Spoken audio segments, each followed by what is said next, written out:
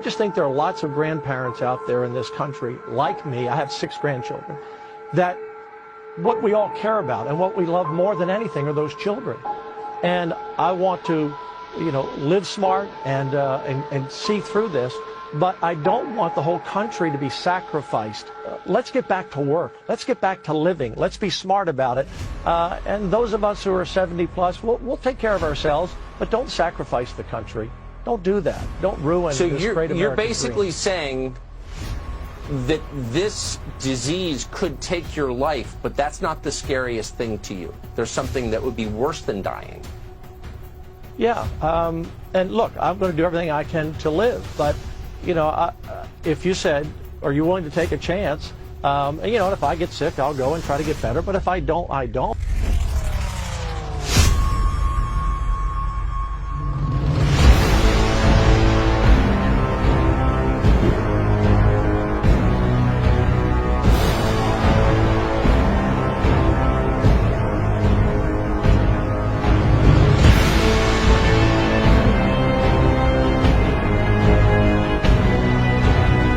America will again and soon be open for business, very soon, a lot sooner than 3 or 4 months that somebody was suggesting, a lot sooner. We cannot let the cure be worse than the problem itself. We're not going to let the cure be worse than the problem. We can't shut in the economy. The economic cost to individuals is just too great. So let's see how this thing plays out.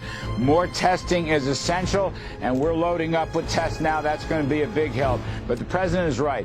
The cure can't be worse than the disease, and we're going to have to make some difficult trade-offs. But there's a much better way to flatten the economic curve. Dr. Fauci says he's fine, overreacting. Well, that's easy for him to say. He'll still have a job at the end of this, whatever happens. Our ruling class and their TV mouthpieces whipping up fear over this virus, they can afford an indefinite shutdown. Working Americans can't. They'll be crushed by it. You know that famous phrase, the cure is worse than the disease? That is exactly the territory we are hurtling towards. You think it's just the coronavirus that kills people? This total economic shutdown will kill people.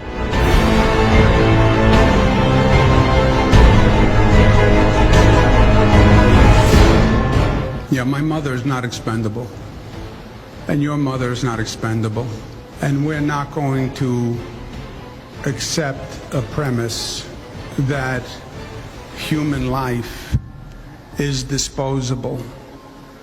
And we're not going to put a dollar figure on human life. The first order of business is save lives, period, whatever it costs. Now, I also don't believe it's an either or.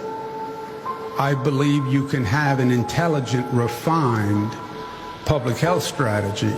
You can do both, but not in a clumsy, ham-handed way. Right? Well, we'll just sacrifice old people. They're old people anyway. And the old get left behind.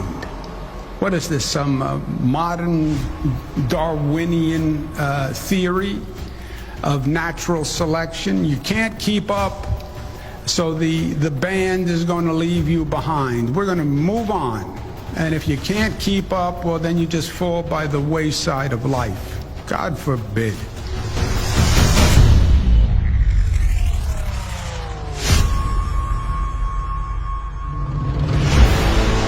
No option to just let everyone go back out and go back to normal if a pandemic rages across the country and infects 50% of the population and kills a percentage point at the low end of those infected and also melts down all the hospitals. What kind of economy do you think you're going to have under those conditions? I mean, please just think about this for a second. Are people going to be flying? Are they going to be going to Disney World? Are they going to be going to restaurants and bars? Are you going to be able to run a business if 2/3 of your staff get sick and the virus comes roaring through your workplace and mounting horror stories come out of hospitals every day? And maybe it goes through the places of where people maintain the grid or the water treatment system. As the Prime Minister of the United Kingdom orders a countrywide lockdown for the next 3 weeks, after resisting the idea, the President of the United States appears to be just considering the opposite. Okay, enough of that. let's take our chances with the virus.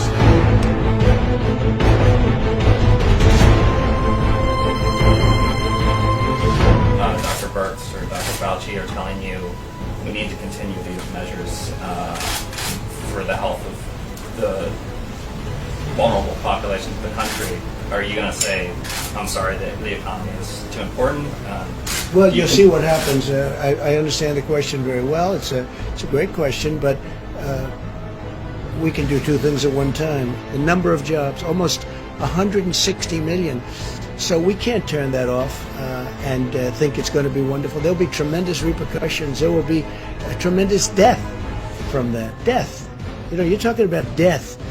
Probably more death from that than anything that we're talking about with respect to the virus.